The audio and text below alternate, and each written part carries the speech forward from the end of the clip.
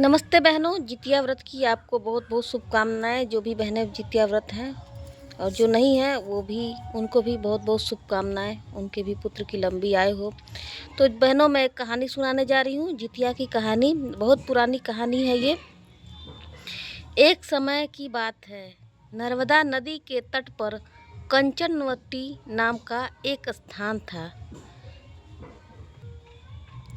नदी की पश्चिम दिशा में मरुभूमि थी, जिसे बालूहटा कहा जाता था।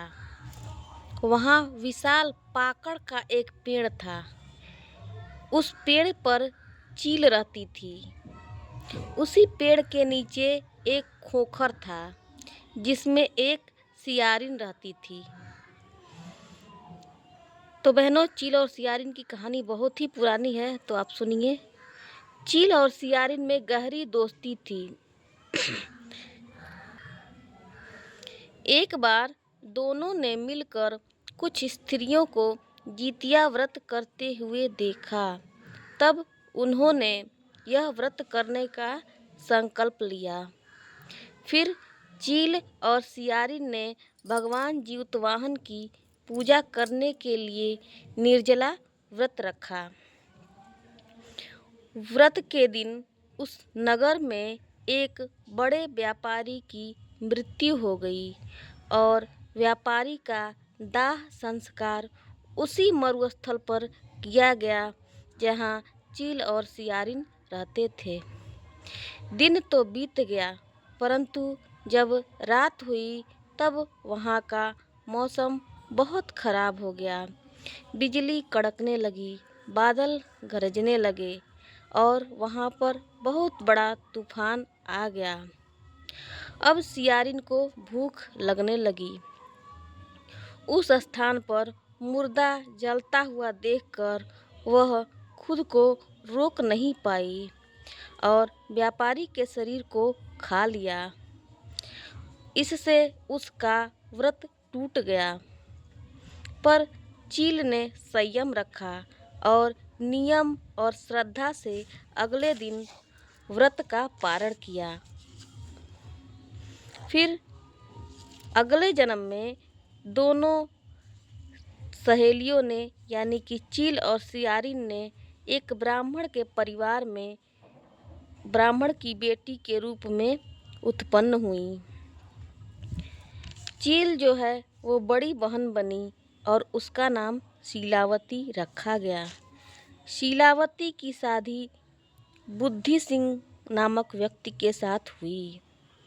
सियारिन जो है छोटी बहन के रूप में जन्मी और उसका नाम कपूरावती रखा गया। उसकी शादी नगर के राजा मलाई केतु से हुई।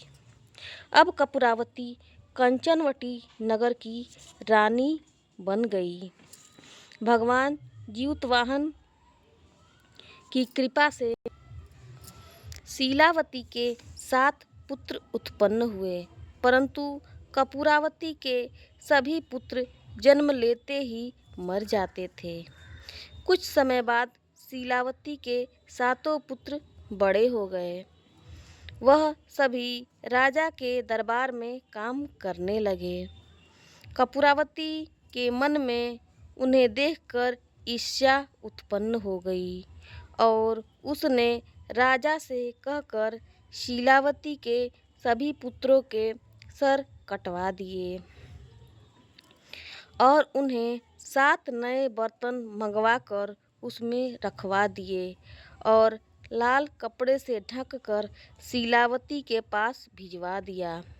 यह देखकर भगवान जीतवाहन ने मिट्टी से 7 भाइयों के सिर बनाए और 7 भाइयों के धड़ को उनके सिर से जोड़कर उन पर अमृत छिड़क दिया, जिससे सभी में जान आ गई और शीलावती के 7 पुत्र जिंदा हो गए और उठकर बैठ गए।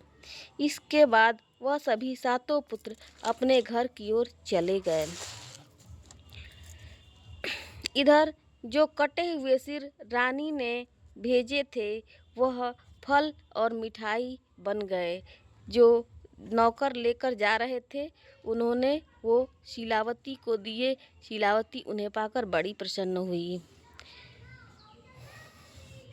इधर दूसरी ओर रानी कपूरावती शीलावती के घर से पुत्रों की मृत्यु का समाचार सुनने के लिए व्याकुल हो रही थी। जब बहुत देर हो गई और कोई समाचार नहीं आया, तो कपूरावती स्वयं ही बड़ी बहन शीलावती के घर चली गई। वहाँ सभी पुत्रों को जिंदा और हंसी खुशी देखकर वह वहीं पर बेहोश हो गई। जब उसे होश आया तो उसने अपने मन की सारी बात और अपनी जो करतूत थी उसने सारी बात शीलावती को बता दी। उसे अपनी गलती पर पछतावा हो रहा था। भगवान जीतवाहन की कृपा से शीलावती को पूर्व जन्म की सारी बातें याद आ गईं। वह कपूरावती को लेकर उसी पाकड़ के पेड़ के पास गई और उसे सारी बात बताई। यह सुनकर कपूरावती को बहुत ही पश्चाताप हुआ और उसी पश्चाताप की अग्नि के कारण वह उसी समय मृत्यु को प्राप्त हो गई। जब राजा को यह बात पता चली तो उसने उसी जगह पर पाकड़ के पेड़ के नीचे कपूरावती का दाह संस्कार कर दिया।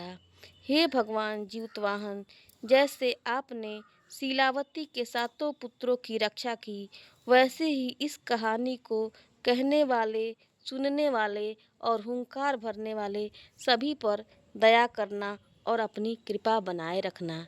सभी माताएं जो व्रत रखी हैं उनके पुत्रों की उम्र लंबी हो, जिन्होंने व्रत नहीं रखा है उनके पुत्रों की उम्र भी लंबी हो। जय जीतवाहन बाबा की जय।